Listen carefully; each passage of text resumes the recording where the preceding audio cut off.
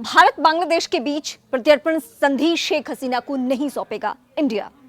बांग्लादेश की अंतरिम सरकार ने पूर्व प्रधानमंत्री शेख हसीना का डिप्लोमेटिक पासपोर्ट रद्द कर दिया है। बांग्लादेश के गृह मंत्रालय ने शेख हसीना के अलावा उनके कैबिनेट के मंत्रियों, सलाहकारों और सांसदों को फौरन डिप्लोमेटिक पासपोर्ट जमा करने को कहा है।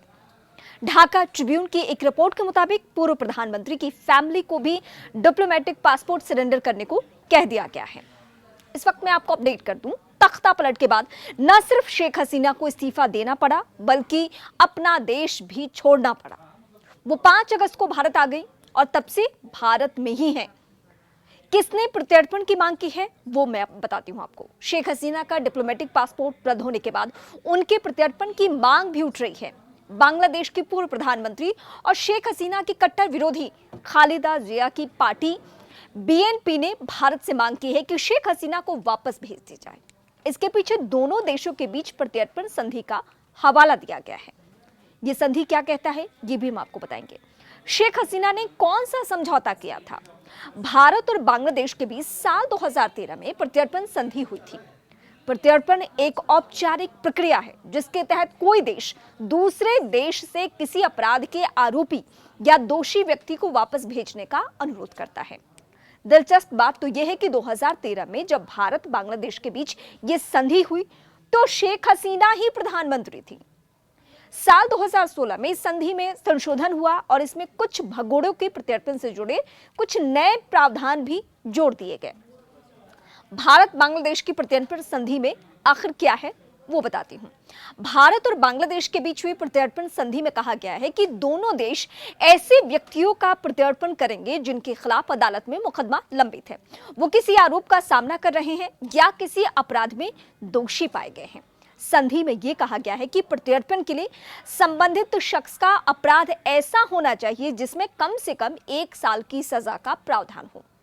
प्रत्यर्पण के दायरे में वित्तीय अपराध भी आते हैं और किस आधार पर भारत ये प्रत्यर्पण की मांग बांग्लादेश का ठुकरा सकता है वो बताने जा रहे हैं। भारत बांग्लादेश के बीच हुए प्रत्यर्पण संधि में कई ऐसी शर्तें हैं जिसके आधार पर दोनों देश किसी शख्स के प्रत्यर्पण से इनकार कर सकते हैं। उदाहरण के तौर पर संधि में कहा गया है कि अगर किसी शख्स के ऊपर राजनीतिक प्रकृति के आरोप हो तो प्रत्यर्पण की अपील खारिज की जा सकती है। और इसके अलावा ये भी कहा गया है कि अगर अपराध राजनीति से जुड़ा हो तब भी प्रत्यर्पण ठुकराया जा सकता है। इसके अलावा संधि में यह भी कहा गया है कि अगर संबंधित व्यक्ति के खिलाफ आरोप न्यायिक प्रक्रिया के हित में नहीं है तो इस स्थिति में भी प्रत्यर्पण की अपील खारिज की जा सकती है। पेच कहां फंस सकता है ये बताती हूं। भारत बांग्लादेश के बीच हुए प्रत्यर्पण संधि में ऐसे अपराधों की सूची भी है जो राजनीतिक दायरे से बाहर रखे गए हैं। इसमें हत्या, किडनैपिंग, बम धमाके और टेररिज्म जैसे मामले शामिल हैं। शेख हसीना के खिलाफ बांग्लादेश में अब तक 50 से ज्यादा मुकदमे दर्ज हो चुके हैं, ज्यादातर हत्या के हैं। ऐसे में भारत के लिए यह आसान नहीं होगा कि उनके प्रत्यर्पण को राजनीतिक करार देकर ठुकराया जा सके।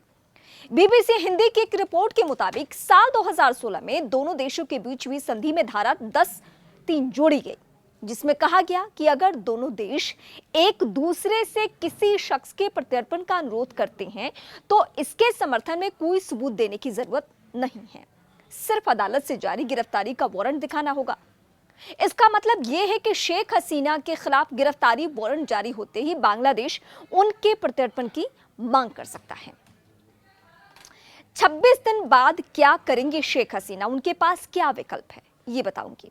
भारत की वीजा पॉलिसी के मुताबिक अगर किसी बांग्लादेशी नागरिक के पास डिप्लोमेटिक या ऑफिशियल पासपोर्ट है तो बगैर वीजा यहां 45 दिन तक रुक सकता है।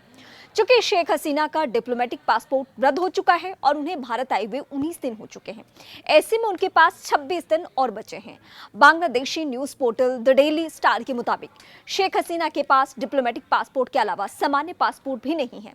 ऐसे में देखने वाली बात होगी, गौर करने वाली बात होगी कि 45 दिन की अवधि बीतने के बाद शेख हसीना क्या करती हैं। कूटनीतिक जानकार तो ये भी कहते हैं कि मोहम्मद यूनुस की अगुवाई वाली अंतरिम सरकार ने भारत पर दबाव बनाने के मकसद से ही शेख हसीना का डिप्लोमेटिक पासपोर्ट रद्द कर दिया है। हालांकि ये सब इतना आसान नहीं है।